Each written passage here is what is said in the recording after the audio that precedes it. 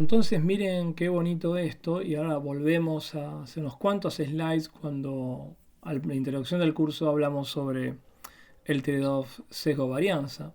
Recuerdan que hablamos en general sobre modelos, donde los modelos con mayor nivel de complejidad tendían a aumentar el error cuadrático medio a fuerza que se volvían muy variables. Y al mismo tiempo, si los modelos eran muy poco complejos y eran demasiado sencillos y no captaban los patrones de los datos, tenían menor varianza pero tenían mayor sesgo. Y en algún momento estaba el óptimo que negociaba entre la varianza y el sesgo. Pero esto lo habíamos planteado en general para diferentes estimadores, diferentes modelos. Pero está claro que lo que está haciendo el estimador Rich y esta noción de trade-off sesgo varianza era estrictamente de manera formal, era la suma de la varianza del estimador más el cuadrado del sesgo, que es el que describí en el último video.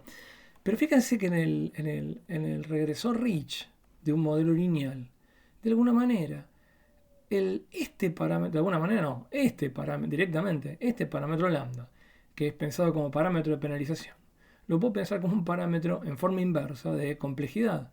Más grande el lambda, más penalización, menos complejo se vuelve este modelo. Piensen por un segundo, imagínense que tenemos acá un montón de betas, una sola y, un feature x, pero donde estoy poniendo muchísimas transformaciones de x, lineal, cuadrado, cubo, logaritmo, diferentes transformaciones exponenciales, diferentes transformaciones de x con muchos parámetros, un parámetro muy complejo. Si yo pongo lambda igual 0, este modelo es tremendamente complejo porque utiliza toda la potencia de todos estos betas. Pero conforme va aumentando el lambda al penalizar más, de alguna manera la complejidad del modelo va decreciendo. Entonces lo que estoy haciendo cuando estoy aumentando el lambda es moverme, cuando estoy aumentando el lambda, es moverme hacia zonas de menor complejidad. Y cuando disminuyo el lambda es como moverme hacia zonas de mayor complejidad. O sea que lo que está haciendo el lambda es moverse en este trade-off sesgo-varianza. Y eso es efectivamente lo que estamos viendo en este gráfico. Esta curva negra punteada, que es la estimación del error cuadrático medio en mi simulación, es estrictamente la suma de la curva verde más la curva rosa, donde la curva verde es la curva del sesgo y la rosa es la curva de la varianza del estimador.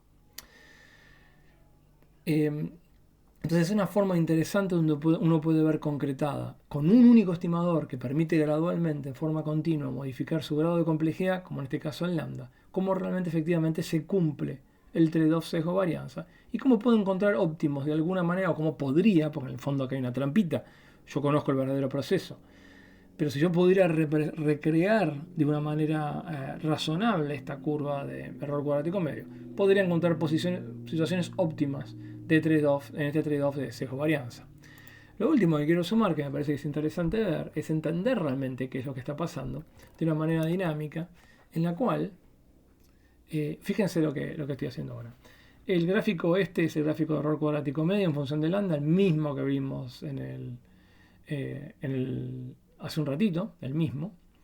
Pero lo que estoy haciendo ahora acá es, voy a poder mover el lambda. Y en este gráfico lo que voy a poder ver, aparte de ver cómo me muevo en la curva de error cuadrático medio cuando muevo los valores de lambda, lo que estoy graficando acá es cómo es la función de distribución del estimador Rich superpuesto a la función de estimación del estimador de mínimos cuadrados. Casi no se ve porque están superpuestos al principio, porque el lambda es muy cercano a 0. Pero acá tengo la función, la distribución del estimador del beta sombrerito Rich y del lazo.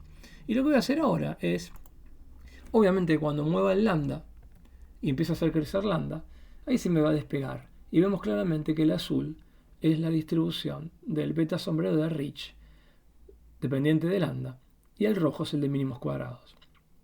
Y fíjense como cuando voy aumentando el lambda, voy en el panel de la izquierda, puedo ver que se va achicando el error cuadrático medio, pero en el panel de la derecha puedo entender claramente por qué se va achicando el error cuadrático medio. Porque lo que va haciendo cuando va aumentando el lambda, y fíjense, voy a arrancar de nuevo desde 0, desde un valor bajo, y voy a volver a subir. Fíjense que al principio, con ínfimos valores de lambda, es mucho más la reducción de la varianza y al mismo tiempo es mínimo el sesgo que convierte el estimador. Fíjense que la curva roja está centrada en 1, que es el verdadero valor de beta, el poblacional. Ya el azul no está centrada en 1, está apenas corrido hacia la izquierda, hacia el 0 justamente, por el achicamiento que produce Rich. Sin embargo, es mínimo el corrimiento hacia el 0, pero es muchísimo más grande la disminución de varianza del estimador, cómo se vuelve, cómo se contrae y se vuelve mucho más picuda esta distribución del estimador Rich para este lambda. Eso hace que haya un punto, en algún momento un punto, quizás sea este, donde el error cuadrático medio es muchísimo más bajo, porque si bien hay un pequeño sesgo, la reducción de variabilidad es mucho más grande. Obviamente que si sigo dándole a la maquinita del lambda y me pongo muy estricto, empiezo a tener un modelo que, si bien es muy parsimonioso, muy sencillo de alguna manera, porque no deja que los betas se acomoden demasiado, en algún momento ya empiezo a pagar un costo más alto en términos de sesgo del que pago en términos de reducción de variabilidad. Entonces, ya a partir de cierto punto, a partir de este punto, ya tengo un estimador que es malo. No solamente es muy sesgado, sino que aparte no, su varianza no se reduce más. En este punto ya el sesgo creció mucho más que lo que gané en reducción de varianza.